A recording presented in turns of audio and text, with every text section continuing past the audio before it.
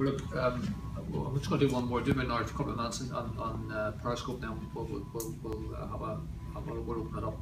I think I have two messages this morning based on my visit to Brussels the week before last. The first is that every room I went into, and it's the positive message, I arrived in I think the night before, we stayed 24 hours, and I left much more optimistic than I arrived. And the two really clear things coming out of everybody we met is one, they want to know more.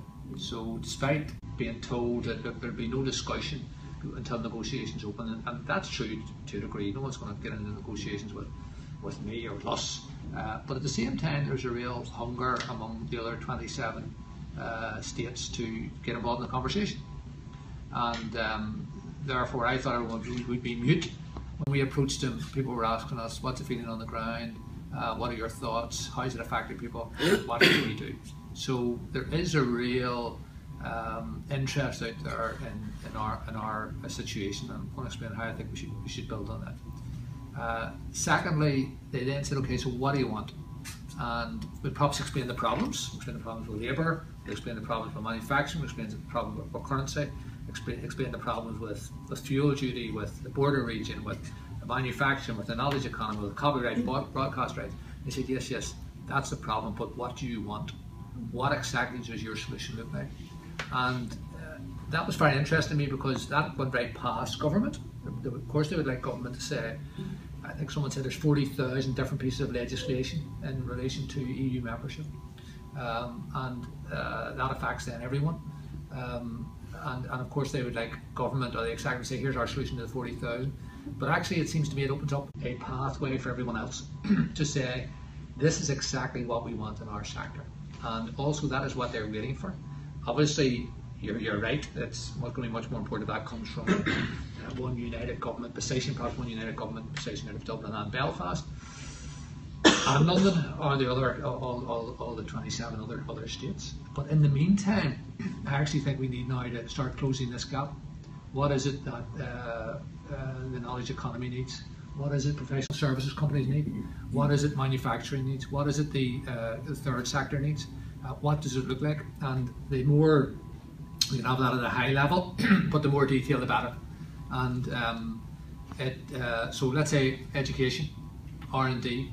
We know, and the great support that Drake gives our universities. But what do you want? What do they want post? I mean, that's not fun. We're going to 25. What do they want post that? What do they want post this program of Interreg, which goes on to 2020? In fact, Interreg's now effectively closed. We've now, I think, released all our letters of offer, more or less. So we need to answer those questions, and in some ways, Sinead, the good news in that is you don't have to wait for me. I think that those communities along the border, which very special communities in Donegal, Derry have their own issues, Fermanagh, Sligo, and so on. I think there's an opportunity there for you to start formulating not the problem statement. Of course, you have to say those first, but actually here's exactly what we would want in terms of resolving this. I had an opportunity to address the 27 ministers for Europe, or their representatives at a closed lunch. And the other good news on that is that they're very aware of our situation, that we're farther ahead than our friends in Gibraltar. You're right, they're in Europe as well, and our friends in Scotland. But it's quite clear to me that we are viewed as a key part of the negotiations, much more than I had thought. That they are aware that the crowning achievement of the European Union was the peace process. That they're not inclined to say, well, that's finished, it's nothing to do with us. So we actually have more than our foot in the door. And this idea, what you want to call a special case or special status, is singing to the choir at this stage now. What that will look like, what they'll do when it comes to the cut and thrust negotiation, we will have to see. But those are all positives for us. I mean, when I did leave, I was, we arrived at 7 o'clock and left at 7 o'clock. I thought to myself, there's a real opportunity here to put our case, not to be waiting for anyone else, but if you have a sector or an interest, I think you need to start putting your case, and the people are listening to it. So based on that, I have a couple of proposals that we'd like to work with you on, but we're going to stop Periscope now. We'll thank Martin for Periscope and that at great expense.